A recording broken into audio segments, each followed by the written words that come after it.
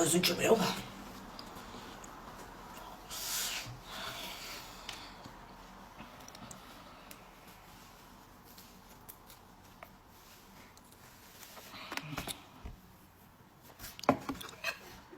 iPhone 16'dır.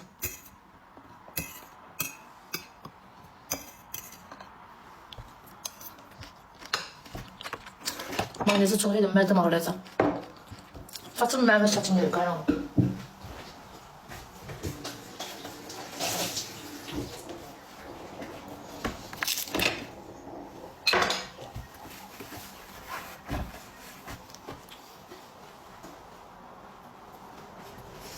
Orada suyun buzdasıydı, içip dur bu kapları yoğurdum.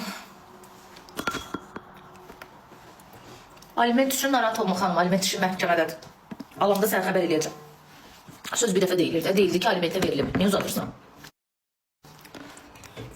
Xoşun gəlir.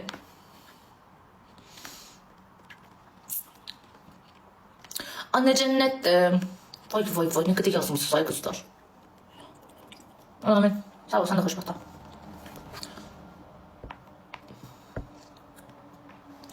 Anne cennettir. Boş ver git. Boş ver git. Kimdi yazan onu da görüb nömrələr silinir, mən WhatsApp yazıb silirəm deyə. Ətir yazmışsan başa düşmürəm.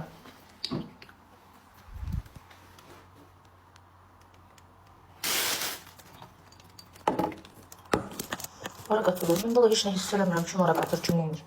Bilmiyorum. Ne diyorsunuz başa düşmürəm. Anne cennetdir. Tırnaqlarım pis olub. Ay bacı pis olub, yaxşı olub, mən xoşdur. Niyə şu uzadırsan?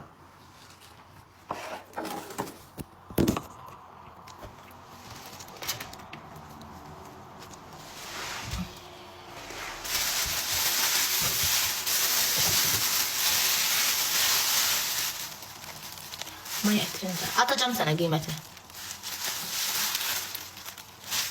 Saç özümdə yox ay bala, bu boyda saçmaya hardan oldu. Təzə gələndə TikTok'a saç vaxtlarım idi. Getdi saç vaxtları.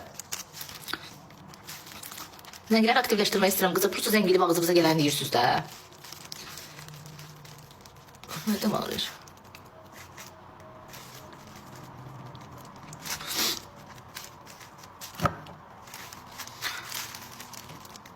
Parfüm neçədir? Sizdən. Yazın səhər deyərəm.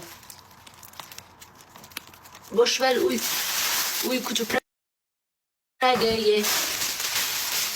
Ağzımda gələn deyilsiniz, qızlarıma görə qəbul eləmirəm. Ama danışmır, sizə səbləşirəm, başa düşürsünüz, o zaman yüzümü bana aparır. Həm də nömrə deməyəcəm, 2 gün. Bildiyiniz nömrəni yığın, özünüz zəng edin. Instagram səhifəm var. Yaman 41, Afgan 41, Afgan 41, Afgan 41. 3 tane de götürüyorum. Oradan götürüyorum. Alo. Açma, başkasına bağlı.